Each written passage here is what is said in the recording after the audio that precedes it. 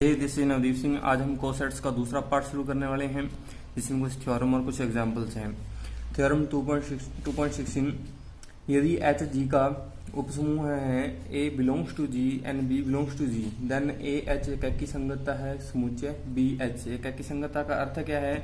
A H से B H में एक प्रतिचित्रण एफ किस प्रकार का है? एकैकी साधक है। मान लेते हैं वो प्रतिचित्रण क्या है? एफ ए ऐसे बी एच है और हमें सिद्ध करना है कि यह एफ क्या है? एकैकी असाधक है। एकैकी सिद्ध करते हैं पहले। Let A H one and A H two belongs to A H. और हमें सिद्ध क्या करना है? हमें सिद्ध करना है कि ए किस प्रकार है? इसलिए प्रकार है such that F A H one, इनका जो प्रतिबिंब है वो क्या है? बराबर है। तो हम सिद्ध करेंगे कि दोनों अवयव स्वयं भी क्या है? बराबर है। क्या के लिए शर्त होती है ये? तो हम इसके लिए लगाएंगे क्या आएगा? B H one equal to B H two. अब ये बी और एच किसके अवयव हैं? जी के अवयव हैं। और जी क्या है? एक ग्रुप है। ग्रुप के लिए क्या होता है? निरसन नियम सत्य होता है। तो निरसन नियम से बी कट जाएगा। H1 बराबर किसके आ जाएगा? H2 के आ जाएगा। और निरसन नियम का विलोम भी सत्य होता है, इसलिए हम इसके क्या कर सकते हैं? AH1 equal to AH2। इसका अर्थ क्या हो गया? F क्या है? एकैकी है। दूसरा हम सिद्ध करेंगे असाधक।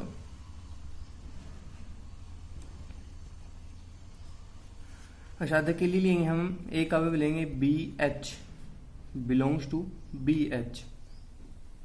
हमें इसका पूर्व प्रतिबिंब किस में सिद्ध करना है? AH में सिद्ध करना है यदि संभव है। माना BH का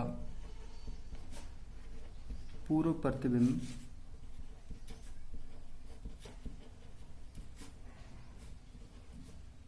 AH में विद्यमान है। AH में विद्यमान है। अब BH, अब मान लेते हैं वो प्रतिबिंब AH है। A इक्वल टू क्या आएगा? BH आ जाएगा, क्योंकि H भिन्न भिन्न है। H क्या है? भिन्न भिन्न है। A समान है इसमें और इसमें B समान है। और H यदि M कोटि का है तो इसमें H कितने आएंगे? M आएंगे। और इसमें भी कितने आएंगे? M आएंगे। और A का संबंध किससे है? एकैकी तो A का संबंध एक से है। इसका अर्थ क्या है? इसके प्रत्येक अवयव का पूर्व प्रतिबिंब AH में विद्यमान है, अर्थात F असाधक है। F क्या है? असाधक है। इसका अर्थ क्या हो गया? A से B यानी AH से BH में एकैकी संगतता है। ये पहली थ्योरम थी। क्या थ्योरम है? यदि एच जी का उपसमूह है, A बिलोंग्स टू B जी तथा B बिलोंग्स टू G में से है, तो AH और BH क्या होते हैं? एकैकी संगत होते हैं। दूसरी थ्योरम है 2.17 किसी उपसमूह के दो वाम या दक्षिण सहसमुच्चय या तो सर्वसम होते हैं या क्या होते हैं? असंयुक्त होते हैं। प्रूफ। माना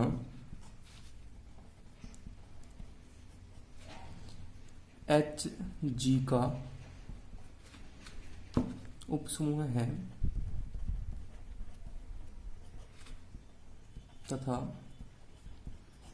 A and B belongs to G।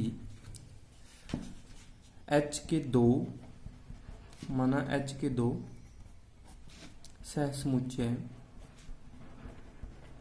G में AH और BH है। अब हमें सिद्ध क्या करना है? या तो ये सर्वसम होंगे दोनों, और या क्या होंगे? असंयुक्त होंगे। मान के चलते हैं, मान लेते हैं ये असंयुक्त है, और अब सिद्ध क्या कर देंगे? ये सर्वसम है, क्योंकि असंयुक्त नहीं है तो वो क्या होंगे? सर्वसम होंगे। तो हम लेके चलेंगे इसको असंयुक्त है। माना AH असंयुक्त का अर्थ है असंयुक्त नहीं है। हम मान के चलेंगे असंयुक्त नहीं है। AH intersection BH not equal to 5 यानी रिक्त नहीं है। रिक्त नहीं है तो कोई एक अवयव होगा, वो मान लेते हैं अवयव क्या है? X है। X belongs to AH intersection BH, यानी इसका अर्थ क्या हो गया? X किस में से है? AH में से भी है और X किस में से है? BH में से भी है। यदि AH में से है तो इसको किस प्रकार लिखा जा सकता है? AH1।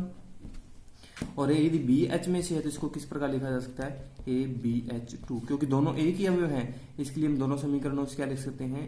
AH1 बराबर BH2। इससे हम निष्कर्ष क्या निकाल सकते हैं, ए बराबर हमारे पास क्या आ जाएगा, BH2H इनवर्स।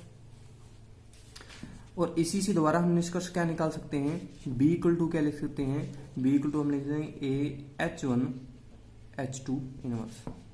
इसको कर लेते हैं समीकरण 1। ठीक, अब आगे चलते हैं। अब हमें क्या पता है, AH बिलोंग्स टू किस में से, H में से है। AH किस में से, H में से है। तो हम AH में से है, तो AH इक्वल टू क्या लिखेंगे, ए का मान यहां से लिख देंगे, क्या मान है, BH2H इनवर्स H। क्योंकि ये सारे अवयव किसके हैं, जी के हैं, और जी में साहचर्य नियम की पालना होती है, तो साहचर्य नियम से क्या हो जाएगा, H2H1 इनवर्स H। और ये सारे अवयव किसमें हैं, जी में से हैं, और जी में से इनके रसवर्त है, सॉरी H में से हैं, H में से इनके रसवर्त है, क्योंकि इसका सब ग्रुप है। इसका अर्थ क्या हो गया, H में से हैं, यानी किस में से आएगा, सारा का सारा मटेरियल किस में से आएगा, बिलोंग्स टू H। इसको लिखेंगे H2H inverse 1H belongs to H में से है, तो ये किस में से हो जाएगा, BH में से हो जाएगा। क्योंकि ये H में से है तो ये किस में से होगा, फिर B लगा हुआ है तो किस साथ होगा, BH में से होगा। यानी AH बिलोंग्स टू किस में से आ गया, BH में से आ गया। और लेके किस में चले थे, AH में लेके चले थे, अर्थात AH सबसेट किसका हो गया, BH का सबसेट हो गया। इसी प्रकार B का मान लिख देंगे, BH लेके चलेंगे, तो इसी प्रकार क्या आ जाएगा फिर हमारे पास, BH सबसेट किसका आ जाएगा, AH का। और इन दोनों समीकरणों से निष्कर्ष निकाला जाए तो हमारे पास क्या आ जाएगा, AH बराबर किसका आ जाएगा, BH के आ जाएगा। अर्थात यदि वे असंयुक्त नहीं है तो वे क्या है, सर्वसम है, और यदि वे सर्वसम नहीं है तो वे क्या होंगे, फिर असंयुक्त ही होंगे, भिन्न भिन्न ही होंगे, समान नहीं होंगे। नेक्स्ट थ्योरम 2.18, किसी परिमित समूह के प्रत्येक उपसमूह की कोटि ग्रुप की कोटि का क्या होती है, भाजक होती है। मान लेते हैं, क्या सिद्ध करना है हमें, मान लेते हैं HG का सब ग्रुप है तथा order of H equal to मान लेते हैं M है, और तथा order of G equal to मान लेते हैं क्या है, N है। हमें सीधे क्या करना है, M N का भाजक है, M N का भाजक है, हमें सिद्ध करना है। अब हमें पता है, क्या पता है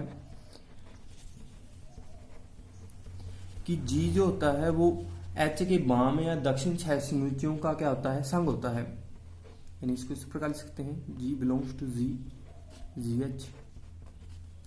H के जितने भिन्न भिन्न सह समुच्चय होंगे, उन सह समुच्चयों का यदि संघ लिया जाए तो वो किसके बराबर होता है, G के बराबर होता है। पिछली थ्योरम में पढ़े कर चुके हैं। अब क्योंकि भिन्न भिन्न मान लेते हैं क्या होंगे, क्योंकि समान परिमित होते हैं, परिमित है तो उनके क्या होंगे, एक परिमित समूह है, परिमित समूह के इसके सह समुच्चय भी क्या होंगे, परिमित ही होंगे। मान लेते हैं भिन्न भिन्न सह समुच्चय कितने हैं, के हैं, माना H के भिन्न भिन्न सह समुच्चय के हैं, तो इसको किस प्रकार लिख सकता है, G इक्वल टू क्या लिखेंगे, क्योंकि सारे भिन्न भिन्न है और इनका संयुक्त है, G1H यूनियन G2H, याद रखना है भिन्न भिन्न है सभी की सभी, G3H, इसी प्रकार यूनियन GKH। अब हमें पता है क्योंकि सभी भिन्न भिन्न है तो ऑर्डर ऑफ G क्या होगा, ऑर्डर ऑफ G क्या होगा, सभी भिन्न भिन्न है, असंयुक्त है, याद रखना है असंयुक्त है, तो इनका जो ऑर्डर होगा उन सभी के योग के बराबर होगा। पीछे एक थ्योरम करके आए थे, H के जितने भिन्न भिन्न सह समुच्चय होंगे वो क्या होंगे, असंयुक्त ही होंगे, और असंयुक्त नहीं होंगे तो वो क्या होंगे, एक दूसरे के अंतर्विष्टि ही होंगे, भिन्न भिन्न। Order of G3H and so on, order of GKH। अब ऑर्डर ऑफ G1H क्या होगा, ये ऑर्डर ऑफ GH बराबर किसके होगा, ऑर्डर ऑफ H के बराबर होगा। क्यों होगा, क्योंकि एच के जितने अवयव हैं उतने अवयव जी के साथ लग रहे हैं। इसका अर्थ क्या है, जी एच के जितने अवयव हैं उतने ही अवयव क्या होंगे, जी एच में से होंगे। यानी कितने हैं इसमें, एम है तो इसमें एम आएंगे। तो ऑर्डर ऑफ जी हमारे पास क्या आएगा, एम प्लस एम, इस प्रकार कितनी बार आएगा, के बार आएगा। इसका अर्थ order of G equal to K M. Order of G क्या माना है, एन, तो बराबर क्या आ गया, एन। इसका अर्थ क्या हो गया, एम एन का भाज्यक है। अर्थात किसी परिमित समूह के प्रत्येक उप समूह की कोटि क्या होती है, ग्रुप की कोटि का क्या होती है, भाज्यक होती ही है। नेक्स्ट थ्योरम, यदि एच जी का उपसमूह है तथा A N B belongs to जी में से है, तो हमें सिद्ध करना है कि ए एच बराबर बी एच के है, तो केवल और केवल यदि हमारे पास क्या होंगे, B inverse A belongs to H में से होगा। तथा H equal to H B है, तो केवल और केवल यदि कब होगा, A B inverse belongs to B में से। बी पार्ट करवाता हूँ, ए पार्ट कर लेना है आपको। मान के चलते हैं, माना एच ए इक्वल टू क्या है, एच बी के, और हमें सीधे क्या करना है, A B inverse belongs to H में से है। अब हम क्या लेंगे इसमें, एच ए बी इनवर्स, दोनों तरफ क्या ले लेंगे, बी इनवर्स ले लेंगे, क्योंकि सारे एच के हुए हैं, एच में इनवर्स नियम सत्य होता है। एच ए बी इनवर्स, तो ये हमारे पास क्या है, एच ई, यानी एच ए बी इनवर्स बराबर किसके आ गया, एच के। और ये कब होगा, यानी H A equal to H कब होता है, ये केवल और केवल यदि तब होता है जब ए बिलोंग्स टू किस में से होता है, एच में से ही होता है। क्योंकि इसमें क्या होता है, एच इक्वल टू एच क्या होता है, क्योंकि एच एक सब ग्रुप है, सब ग्रुप की संक्रिया क्या होती है, स्वर्त होती है।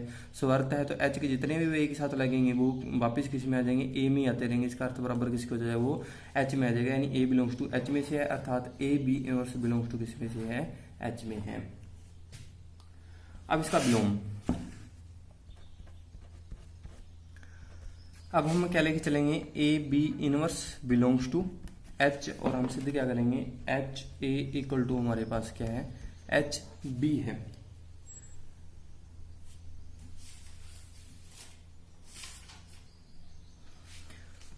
तो किस प्रकार करेंगे, A B inverse belongs to H में है, तो इसका अर्थ क्या हो गया, H A B inverse equal to H. H A B inverse क्या होगा, एच के बराबर होगा। और हम यदि इसमें b लगा देंगे तो हमारे पास क्या आ जाएगा, एच बी। इसका अर्थ क्या होगा, H A E equal to H B. H A equal to क्या होगा, एच ए, अर्थात एच ए इक्वल टू हमारे पास क्या आ गया, एच बी आ गया। नेक्स्ट थ्योरम, यदि एच जी का सब ग्रुप है तो ए बिलोंग्स टू एच बी, केवल और केवल यदि एच ए बराबर किसके होगा, एच बी की होगा। इसका प्रूफ करते हैं किस प्रकार होगा, ए पार्ट में करवा देता हूँ, बी आपको खुद स्वयं करना है। यदि ए बिलोंग्स टू एच बी, ए किस में से है, एच में से है, एच बी में से है। यदि ए एच बी में से है तो इसको ए को किसी प्रकार लिख सकते हैं, ए इक्वल टू एच बी लिख सकते हैं इस प्रकार। अब हम क्या लेके चलते हैं, एच ए को लेके चलते हैं। अब ए के स्थान पर क्या लिख सकते हैं, एच बी। अब एच में संक्रिया क्या होती है, साहचर्य होती है, तो इसको इस प्रकार लिख सकते हैं। अब हमें पता है कि H A equal to H कब होता है, यदि ए बिलोंग्स टू किस में से होता है, एच में से होता है, तो हम उसको क्या लिख सकते हैं, एच ए इक्वल टू क्या लिख सकते हैं, एच। और यहाँ पर एच क्या है, एच में से समझ सी बात है, तो एच इक्वल टू किसके बराबर होगा, एच के बराबर होगा। तो यहाँ पर क्या आ गया हमारे पास, एच बी आ गया। इसको इस प्रकार भी कर सकते हैं, तो अर्थात ए बिलोंग्स टू एच बी में से है तो हमारे पास क्या होगा, एच ए बराबर किसके होगा, एच बी के होगा। That's it.